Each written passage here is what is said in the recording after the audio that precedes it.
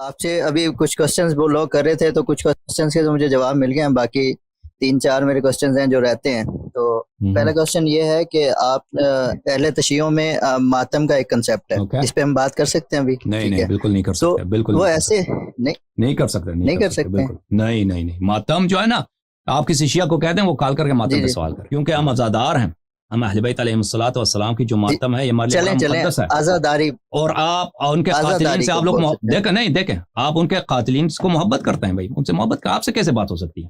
نہیں ایک شخص ہے دیکھیں اجازت میں آپ کو مثال دے دیتا ہوں. ایک شخص ہے، اس کا باپ کا قتل ہوا ہے، وہ اپنے باپ کے غم پہ روتا ہے، قاتل آ کے اس سے پوچھتا ہے کہ تم اس پہ کیوں روتے ہو؟ اس کو تکلیف ہوتی ہے نہیں ہوتی؟ تکلیف ہوتی ہوگی نا. ہاں اسی طرح آپ بالکل انہیں قاتلین کے آپ اتباع کرتے ہیں، رضی اللہ کہتے ہیں. میں اس میں سے نہیں ہوں. بالکل عمر ابن سعد، عمر ابن سعد آپ کے روات احادیث میں اس کی روایت موجود ہے. چلے مجھے میری بات تو زیاد ابن ابی، اگر مناسب معاویہ کے احادیث آپ کے بخاری مسلم میں موجود ہے. اس لیے یہ ہمارے دل پہ بڑا، دیکھیں میں ہم عزاداری کے متعلق ہر سوال کا جواب دینا چاہتے ہیں، لیکن یہ یاد رکھو کہ ہمارے دل پہ بھی یہ بڑا خنجر ہے، ہمارے دل پہ بڑا خنجر ہے. جب آپ ہم سے سوال کرتے ہو ہمارے دل پہ خنجر نہیں. آپ کیسے کہہ سکتے ہیں؟ آپ ان کے قاتلین کو رضی اللہ کہتے ہو، ان کو حضرت امیر کہتے ہو، کچھ بہت کچھ کہتے ہو. نہیں دیکھیں تو آپ جو بھی سوال ہے کسی شیعہ کو سمجھا دیں، وہ شیعہ سے کال کر دیں. اچھا چلیں ٹھیک ہے، میں دوسری جی ٹھیک ہے. آپ نے ابھی بھی درمیان میں اسی ویڈیو لنک کے درمیان میں آپ نے کہا یا علی مدد. ہاں تو سورہ جن کی آیت نمبر 20 کھولیں ذرا. اچھا آپ بولیں، پڑھیں جب تک میں کہتا ہوں پڑھیں. آیا کیا فرمایا؟ اچھا ایک منٹ آیت نمبر 20 میں کھول لیتا ہوں. سورۃ الجن آیت نمبر 20. اعوذ باللہ من الشیطان الرجیم. سر جنی 72 سوری ہاں جی 72 ہے نا یہ سورہ نمبر 72.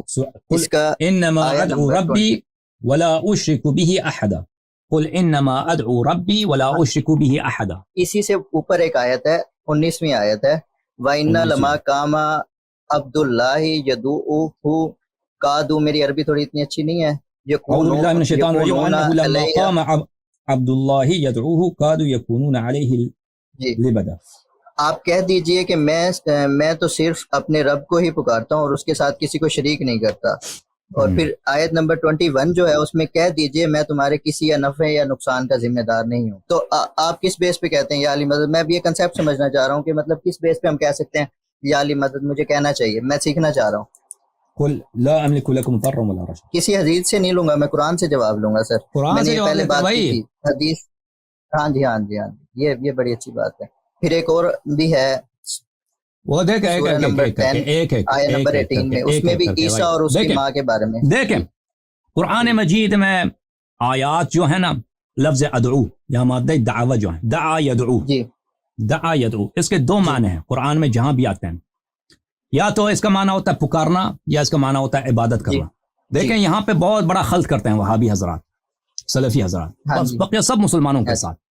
کیونکہ یا علی مدد کہنا یہ صرف شیعہ نہیں کہتے، آپ کو پتہ ہے. سب مسلمان کہتے ہیں سوائے وہابی کے. پتہ ہے آپ کو؟ پتہ ہے نا؟ جی مجھے بھائی یا رسول اللہ سب کہتے ہیں سوائے وہابی کے.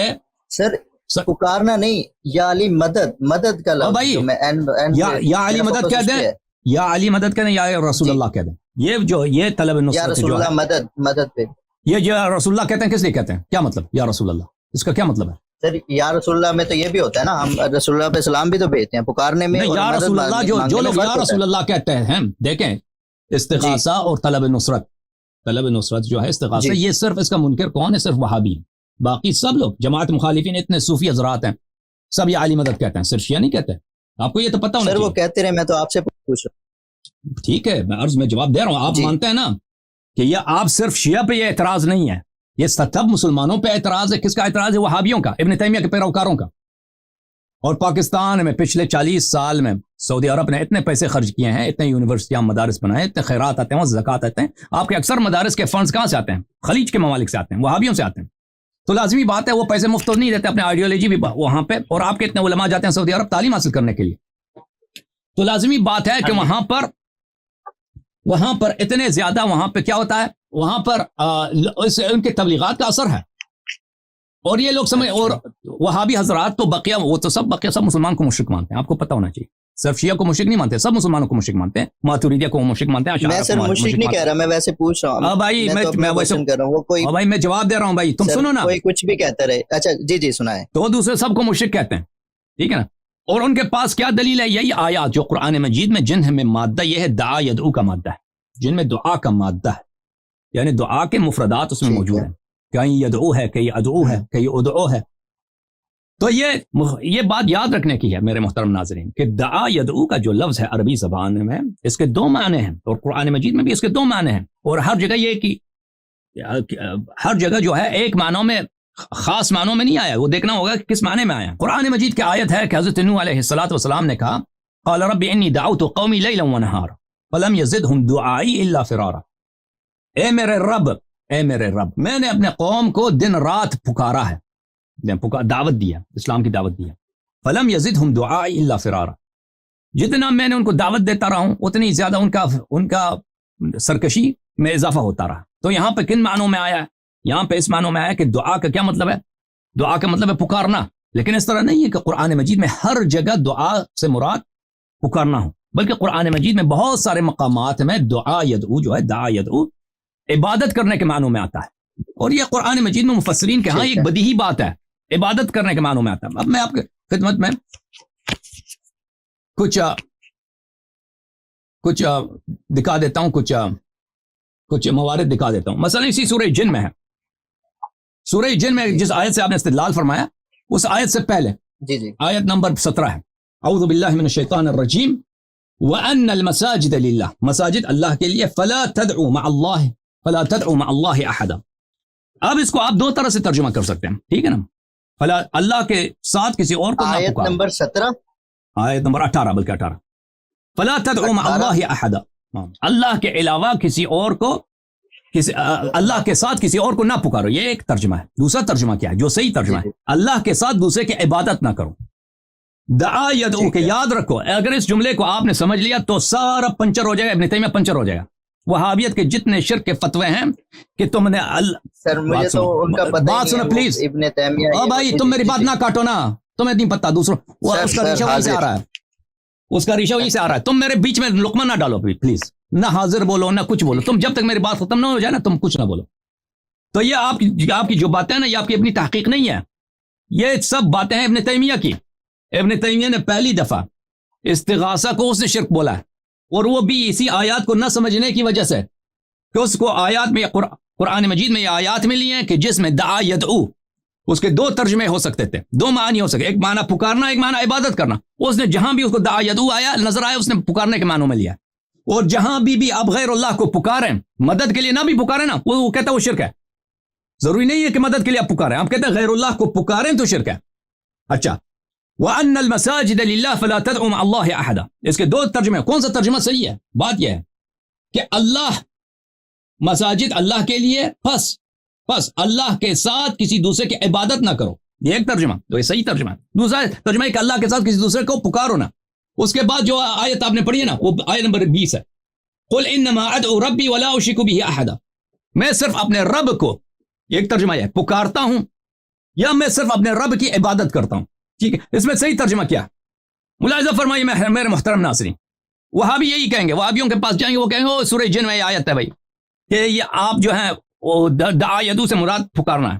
یہ کتاب تفسیر السمرقندی المسمى بحر العلوم, تالیف ابو نصر سمرقندی, متوفى 375, جماعت مخالفین کے جزء ثالث, یہ بھی احناف کے, حنفی مذہب کے مفسر ہے, چاپ دار الکتب العلمیہ. یہاں پہ ملاحظہ فرمائیے اس آیت کی شرح, وَأَنَّ الْمَسَاجِدَ لِلَّهِ وَأَنَّ الْمَسَاجِدَ لِلَّهِ فَلَا تَدْعُوا مَعَ اللَّهِ أَحَدًا.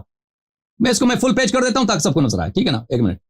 وَأَنَّ يعني السجود لله على كل حال فلا تدعوا مع الله, يعني لا تعبدوا احدا غير الله تعالى. یہ پکارنے کے معنوں میں نہیں ہے, لا تعبدوا, اللہ کے علاوہ کسی اور کی عبادت نہ کرو. اس کے بعد جو آیت ہے نا, انما ادعو ربي ولا اشرك به احدا, اس کا بھی انہوں نے کیا, انما ادعو ربي, قل یا محمد صلی اللہ علیہ وسلم, انما ادعو ربی یعنی اعبدہ, ادعو سے مراد عبادت ہے. غیر اللہ کی عبادت کریں گے تو شرک ہے, غیر اللہ کو پکارنا شرک نہیں ہے, وَإِلَّا تو زندگی ناممکن ہوگا. غیر اللہ کو پکارنا چاہے مدد، اگر یہ صحیح ہے کہ پکارنا شرک ہے تو مدد کے لیے نہ بھی غیر مدد کے لیے بھی پکارے نا، یا رسول اللہ کہتے ہیں، ویسے بغیر مدد یہ بھی شرک ہو جائے گا، کیونکہ وہاں پہ تو شرط نہیں ہے کہ آپ نصرت کے لیے پکاریں گے تو شرک ہے۔ مزید کتاب النکت والعیون تفسیر الماوردی ابو الحسن علی ابن محمد ابن حبیب الماوردی البصری متوفى سنہ 450، یہ سب تفاسیر ابن تیمیہ سے پہلے کی تفاسیر ہیں۔ چاپ دار الکتب العلمیہ جز نمبر 6 کتاب چھپی ہے دار الکتب العلمیہ بیروت لبنان میں، آیا ہے کیا وَأَنَّ الْمَسَاجِدَ لِلَّهِ فَلَا تَدْعُوا مَعَ اللَّهِ أَحَدًا، فَلَا تَدْعُوا مَعَ اللَّهِ أَحَدًا أي فَلَا تَعْبُدُوا مَعَ اللَّهِ مَعَهُ غَيْرَهُ، لا تدعو یعنی اللہ کے علاوہ کسی اور کی عبادت نہ کیا کرو، اور اس کے بعد والی آیت کا بھی وہی تفسیر ہے، قل انما ادعو ربی یعنی قل انما اعبد ربی، میں صرف اپنے رب کی عبادت کرتا ہوں، وَإِلَّا پکارنا یہ حرام نہیں ہے۔ تو لفظ جو ہے لفظ دعا یدعو عربی زبان میں اس کے دو معنی ہیں، ایک معنی ہے عبادت کرنے کی، ایک معنی ہے پکارنے کی۔ وہ سیاق میں آپ دیکھیں گے کہ کون سا معنی سے ہی بنتا ہے، آپ جہاں بھی مرضی ہو نا دعا یدعو آ گیا، ایک معنی کو بالکل بھول جاؤ کہ وہ عبادت کے معنی ہے، اس کو بولو پکارنا حرام ہے، پکارنا حرام، تو پھر یا رسول اللہ کیوں کہتے ہو؟ نماز میں کیوں کہتا السلام علیکم ایھا النبی؟ یہ پکار ہے، یہ پکار ہے۔ یہ کتاب ہے تصحیح لعلوم التنزیل للشیخ العلامہ المفسر ابو القاسم محمد ابن احمد الجزی الکلبی متوفى سنہ 741، یہ ابن تیمیہ کا معاصر ہے۔ اچھا، جزء الثانی چاپ دار الکتب العلمیہ، کتاب چھپی ہے سنہ 1995 میں۔ اس کتاب میں ملاحظہ فرمائیے وَأَنَّ الْمَسَاجِدَ لِلَّهِ فَلَا تَدْعُوا مَعَ اللَّهِ أَحَدًا إِنَّمَا أَدْعُو رَبِّي وَلَا أُشْرِكُ بِهِ أَحَدًا، سورہ جن، ٹھیک ہے نا، آیہ نمبر 18 اور آیہ نمبر 20 ملاحظہ فرمائیے، اس کا کیسا ہے وہ شرح کرتے ہیں۔ معنی الآیہ أَنَّ الْمَسَاجِدَ لِلَّهِ فَلَا تَدْعُوا مَعَ اللَّهِ أَحَدًا أي لهذا السبب فَلَا تَعْبُدُوا غَيْرَ اللَّهِ، غیر اللہ کی عبادت نہ کیا کرو۔ تفسیر القشیری المسمى لطائف الاشارات جزء ثالث چاپ دار الکتب العلمیہ، کتاب چھپی ہے سنہ 1428 میں، ملاحظہ فرمائیے ان المساجد للہ فلا تدعوا مع اللہ احدا فلا تعبدوا بما للہ غیر اللہ، بلے فلا تدعوا یعنی فلا تعبدوا، اور اس کے بعد والے جو آیت ہے اس کا بھی یہ معنی ہے۔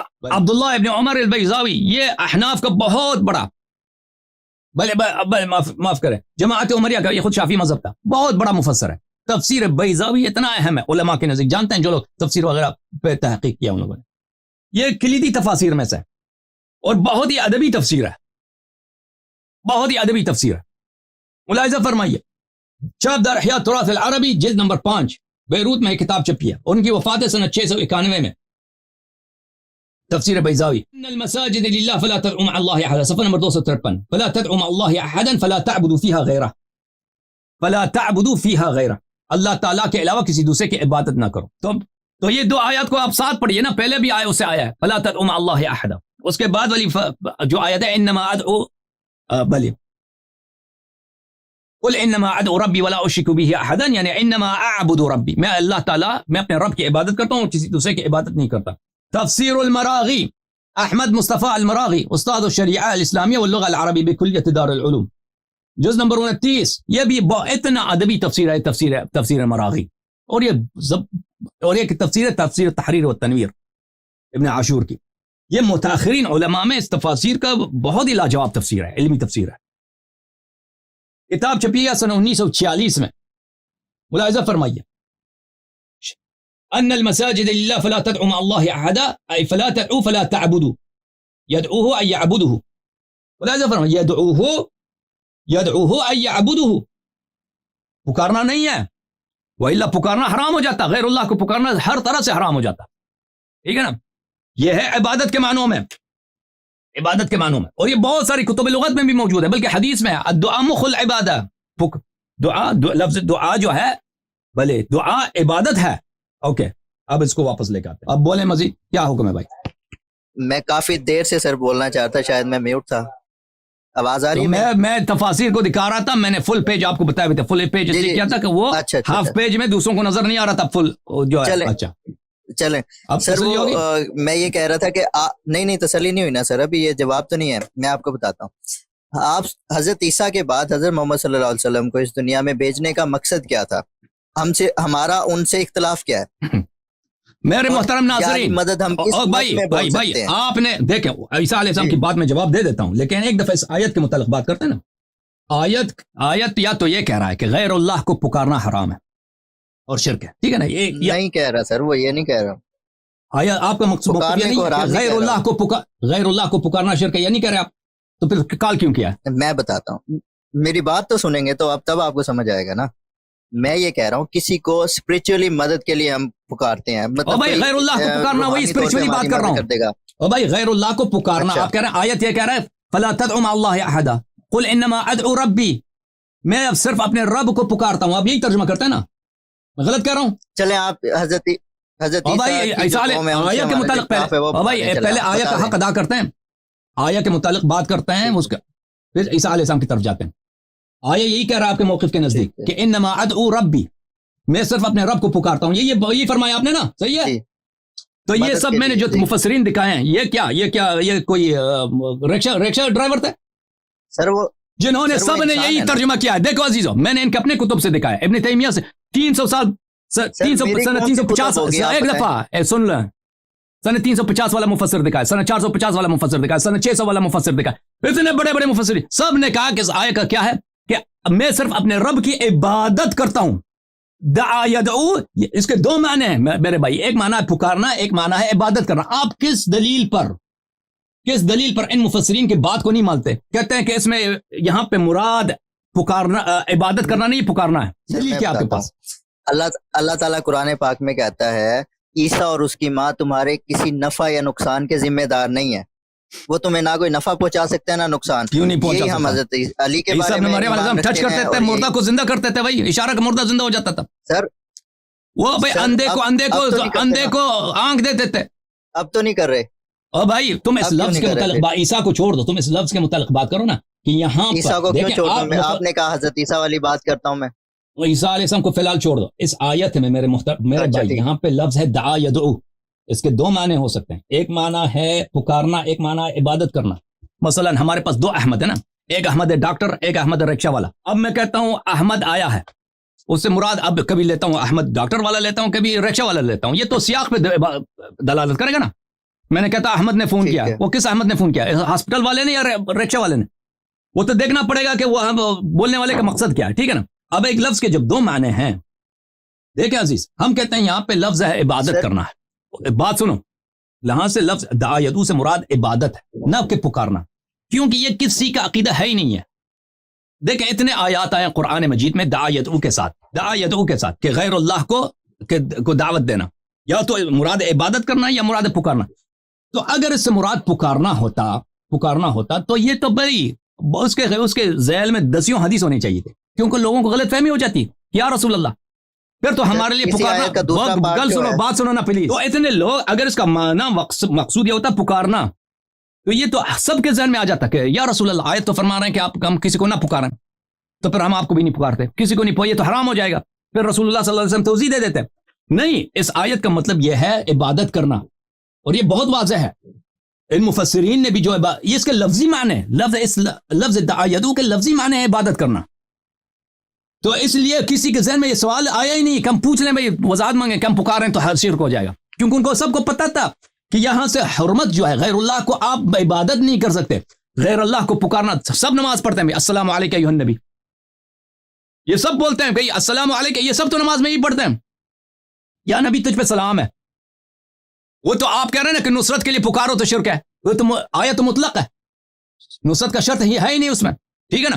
تو واضح ہوا کہ ہم نے آپ کے خدمت میں دیکھیں بڑے بڑے مفسرین کے اقوال دکھا دیے اسی آیت کے ذیل میں کہ اس آیت سے کیا مراد ہے. اس آیت سے مراد عبادت کرنا, اس آیت سے مراد دعوت دینا نہیں ہے, پکارنا نہیں ہے. اب مزید کچھ بولنا ہے تو بولو. عیسیٰ علیہ السلام نے کچھ بولنا چاہتے تھے, بولو. سر میں یہ کہہ رہا تھا کہ حضرت عیسیٰ کے بعد آپ صلی اللہ علیہ وسلم کو اس دنیا میں بھیجنے کا اللہ تعالیٰ کا کیا مقصد تھا؟ ایک ہی مقصد تو نہیں تھا, ہزاروں مقصد ہے. اہل بیت علیہ السلام کا تعارف کرانا تھا ان کو, کہ امیر المؤمنین السلام کے فضائل بتاتے تھے, کہ اہل بیت علیہ السلام کے فضائل بتاتے تھے. ایک مقصد تو نہیں ہے کہ ایک ہی مقصد بتا دیں, اپنے بعد وسیع کا تعین کریں, نیا شریعت لے کے آئیں, سب باتیں ایک کیا مقصد تھا, ایک مقصد تھوڑی ہے. جی, نئی شریعت کا مقصد یہی تھا نا کہ وہ لوگ حضرت عیسیٰ کو اور ان کی ماں کو, بھائی عیسیٰ علیہ السلام کی کوئی شریعت ہے ہی نہیں ہے.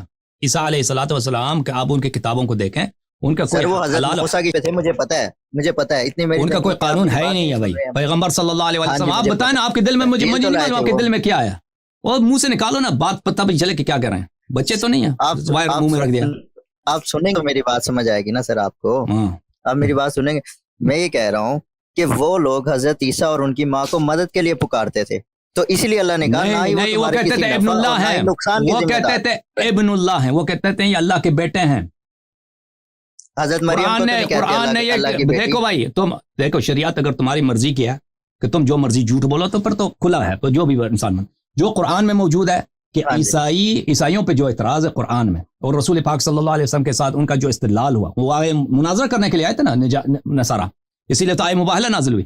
وہ کہتے تھے کہ عیسیٰ ابن اللہ ہیں, تین ہے, ٹرینٹی ہے, تثلیث ہے, ایک اللہ ہے, ایک روح القدس ہے, ایک وہ کون ہے, ایک عیسیٰ ہے, عیسیٰ ابن اللہ.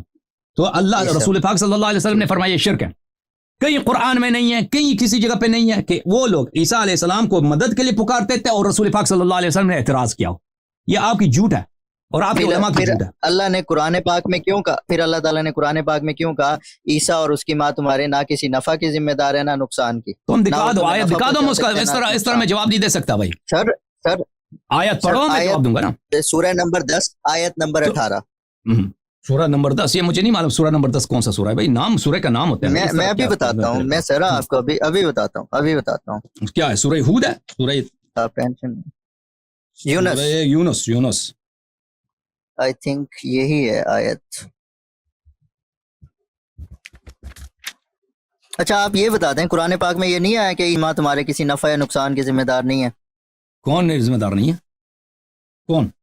عیسیٰ اور اس کی ماں نہ تمہیں کوئی نفع پہنچا سکتے نہ نقصان. یہ قرآن پاک میں آیت دیکھ لوں بھائی, مجھے اس طرح نہیں یاد آ رہا, ابھی آیت دیکھوں گا. نہیں آپ کو یاد نہیں ہے؟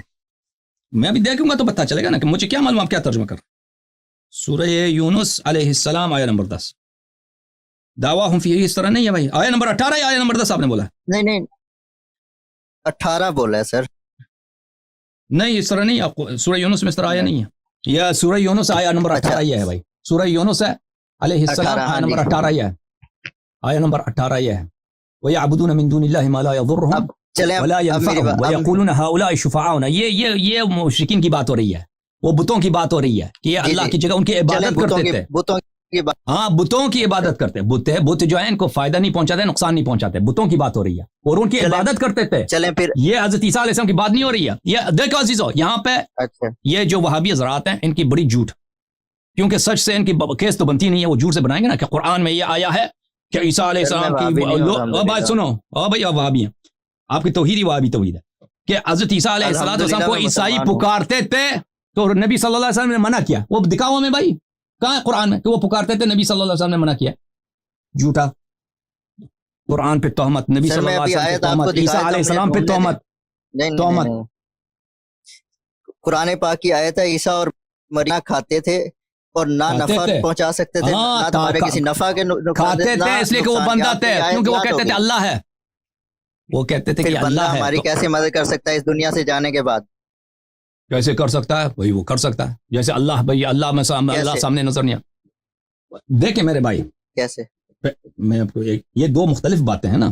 ایک بات یہ نہیں, ایک دفعہ بات سنو, نہیں بات سنو, نہیں ایک سوال کرو نا, دروازہ گرایا. وہ بھائی دروازے والی بات کو چھوڑو, ایک موضوع کو چینج نہ کرو. میں کہہ رہا ہوں کہ حضرت علی نے آپ صلی اللہ علیہ وسلم سے مدد کیوں نہیں مانگی؟ تو آپ کو کیوں نہیں معلوم کہ انہوں نے مدد, یا محمد مدد کیوں نہیں کہا؟ کیوں, کہاں سے ثابت کرو گے کہ نہیں کہی ہے؟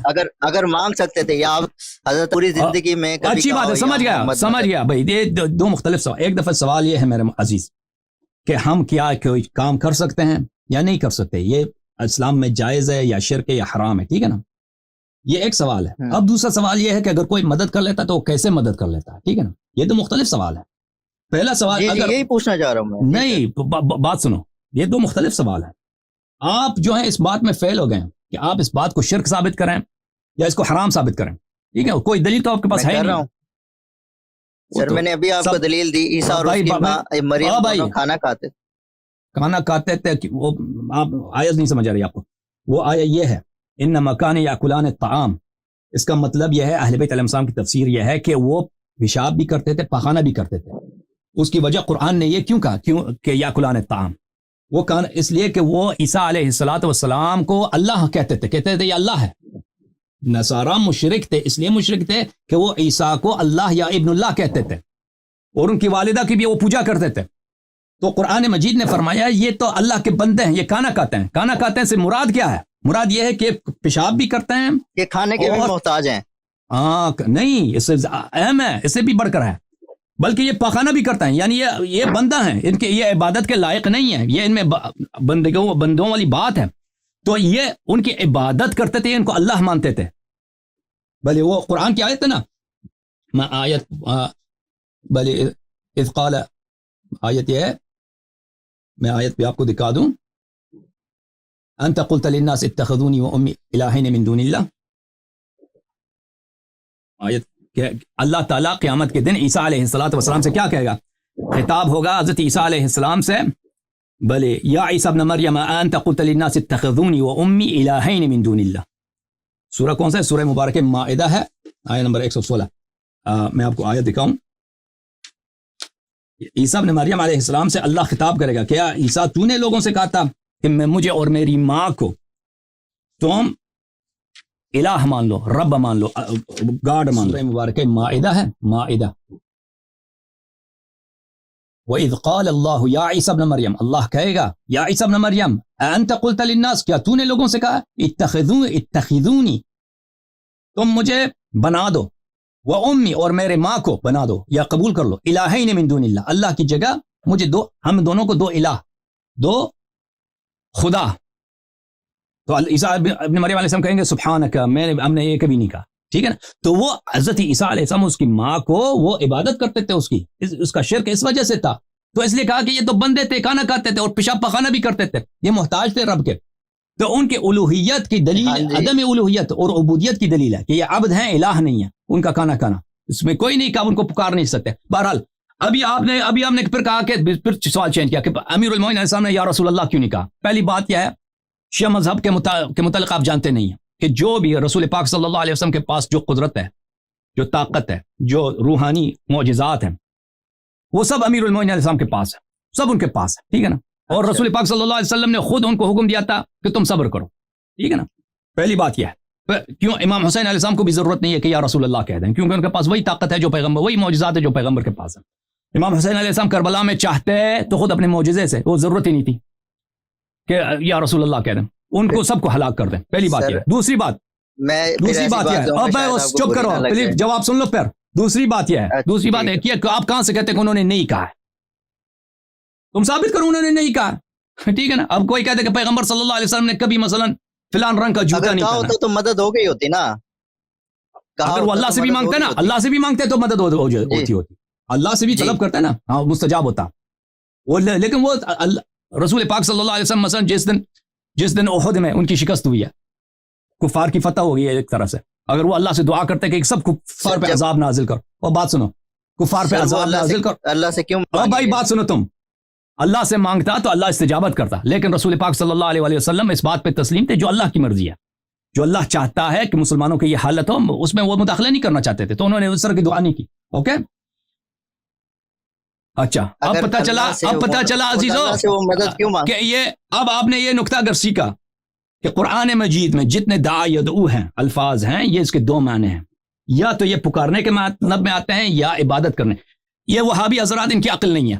وہابی حضرات آتے ہیں یہ جہاں بھی دعا یدعو ہے، کہتے ہیں اس کا مطلب ہے پکارنا. تو پھر ہر طرح کا پکارنا حرام ہے نا. نصرت کے لیے غیر نصرت دونوں حرام ہے، دونوں حرام ہے. والا ہو سکتا ہے نہیں، کیوں نہیں ہو سکتا؟ اس میں شرط ہی نہیں ہے، اس میں قید ہی نہیں ہے، قید ہی نہیں ہے. اوکے. یہ قید نہیں ہے کہ آپ نصرت کے لیے نہیں پکار سکتے.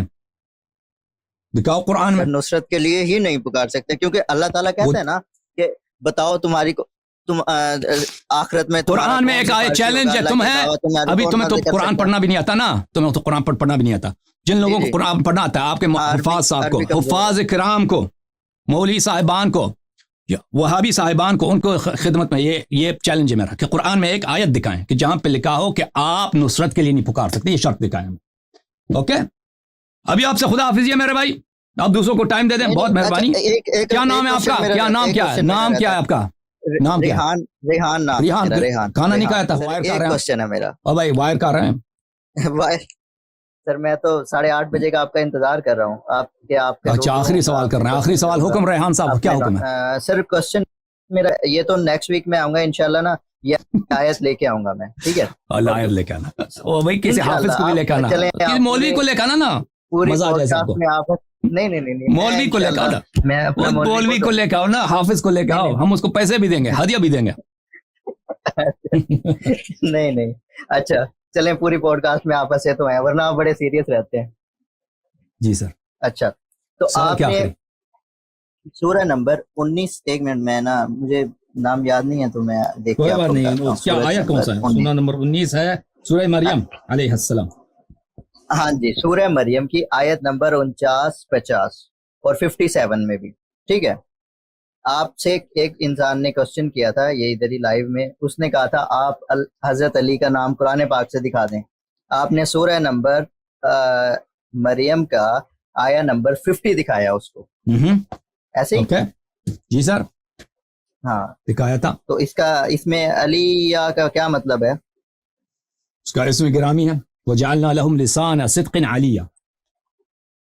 ایک منٹ میں کھول لیتا ہوں اپنے پاس. آپ اس کو ٹرانسلیٹ کریں ذرا سب کے سامنے. چلیں میں بھی اتنے کھول لیتا ہوں. آپ نے کہا یہ اس میں گرامی ہے, کسی اور آیت میں اس کا کوسچن تھا, اللہ نے یہاں پہ اس کا آنسر کیا.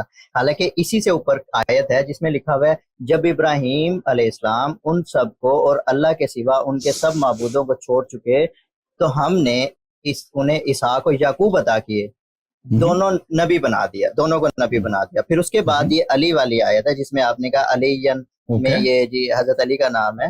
اس میں یہ ہے کہ ان دونوں کو اور یعقوب کو اور ان سب کو مطلب یہ ان کے بارے میں بات, ہم نے اپنی بہت سی رحمتیں عطا کی اور ان کے ذکر کو جمیل یا بلند درجے پہ کر دیا. علی کا مطلب یہاں پہ علی ذکر نہیں ہے, ذکر نہیں ہے. لسان صدق, لسان صدق سے کیا مراد؟ یہ آپ عربک زیادہ جانتے ہیں, آپ کو پتا ہوگا. نہیں آپ مجھے بتاؤ نا, تم ترجمہ اگر نہیں آتا تو تم نے ترجمہ کرنے کی کوشش کیوں کیا؟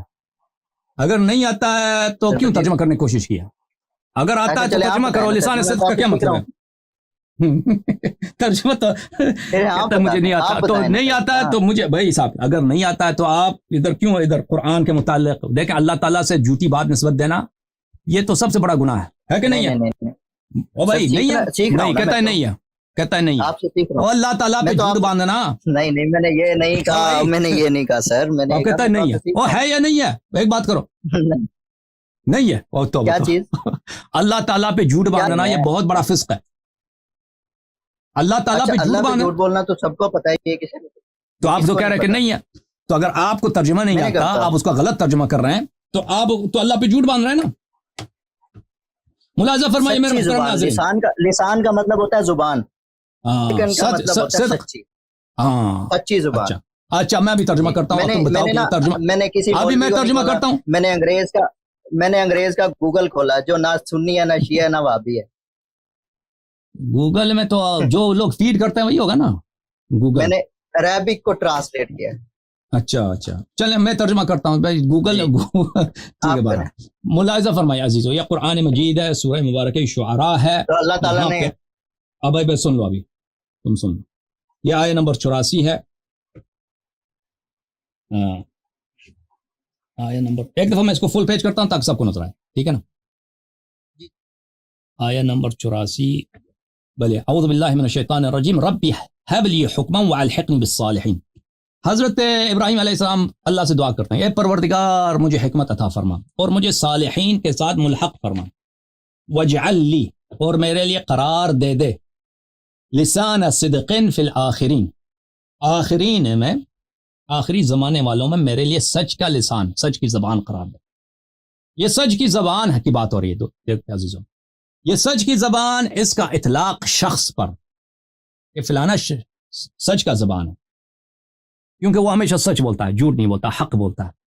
یہ واضح بات ہے کہ یہ مجاز میں شخص پہ اس کا اطلاق ہو, ٹھیک ہے نا. وجعل لی, میرے لیے لگتے ہیں لسان صدق, سچائی کا زبان, صدق کا زبان آخری والے نسل میں. اس کا جواب آیا رب العزت سے سورہ مبارک مریم میں. یہ سورہ کہف میں تھا, سورہ کہف میں, اللہ آپ کا بلا کرے, بلکہ سورہ مریم میں, سورہ مریم میں کہف میں نہیں، سورہ مریم میں اعوذ باللہ من الشیطان الرجیم بلی وَوَهَبْنَا لَهُم مِّن رَحْمَتِنَا وَهَبْنَا لَهُم مِّن رَحْمَتِنَا، ہم نے آل ابراہیم علیہ السلام کو اپنی رحمت سے نوازا ہے، ان کو عطا کیا، وَجَعَلْنَا لَهُم لِسَانَ صِدْقٍ، اور انہوں نے اللہ ابراہیم علیہ السلام نے جو دعا کیا کہ میرے لیے لسان صدق قرار دے، لسان صدق کو میں نے قرار دیا علی علیہ السلام، علی علیہ السلام کو لسان صدق قرار دیا ہے، ٹھیک ہے نا۔ اگر یہاں پہ ابو بکر کی بات ہوتی نا، وہ فوراً کہتے ہیں یہ ابو بکر، اعتراض نہ کرتے ہیں، عمر ہوتا ہوئے، ٹھیک ہے نا۔ اگر یہاں پہ نبی کریم صلی اللہ علیہ وسلم کا اسم گرامی ہوتا، محمدن صلی اللہ علیہ وسلم، احمد ہوتا تھا، ٹھیک ہے نا، کوئی اعتراض نہیں ہوتا تھا، لیکن کیونکہ علی علیہ السلام کا ذکر ہے تو ان سے نام بھی ہے میرے مولا کا، اب کہتے ہیں یہ نام نہیں ہے، ٹھیک ہے نا۔ تو ابراہیم علیہ السلام نے دعا کیا کہ آخر الزمان میں میرے لیے لسان صدق قرار دے۔ ابراہیم علیہ السلام کو پتہ ہے کہ آخر الزمان میں نبی کریم صلی اللہ علیہ وسلم کا جو وصی ہوگا اس کی بڑی فضیلت ہے، انت منی بمنزلت ہارون من موسیٰ، وہ تمام انبیاء پہ افضل ہے، تمام اوصیاء پہ افضل ہے، ٹھیک ہے نا۔ وہ نبی کریم صلی اللہ انت منی بمنزلت ہارون من موسیٰ، وہ نبی کریم صلی اللہ علیہ وسلم کا نفس نفیس ہے، وانفسنا وانفسکم۔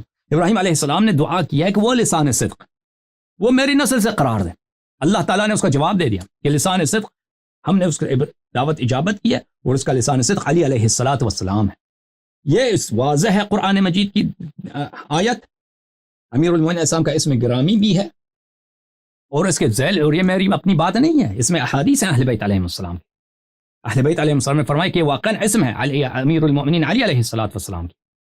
اچھا، اب یہ فرماتے ہیں یہ علی علیہ السلام کا اسم نہیں ہے، تو یہ کیا کس کا اسم ہے؟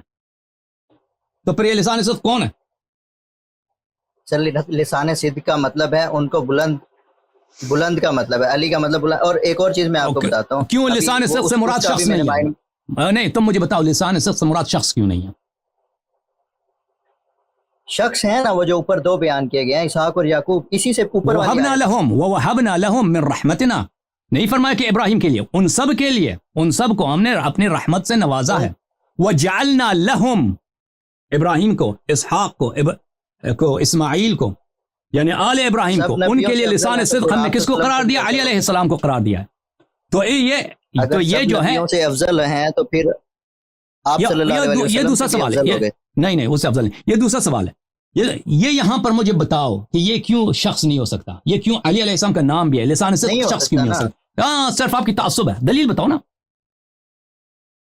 اگر تعصب نے آپ کے آنکھوں کو نابینا نہیں کیا ہے، اگر کوئی دلیل بتاؤ۔ میں دے رہا ہوں نا دلیل، اس کا مطلب ہی وہاں پہ بلند ہے، ان کو بلند مقام عطا کیا۔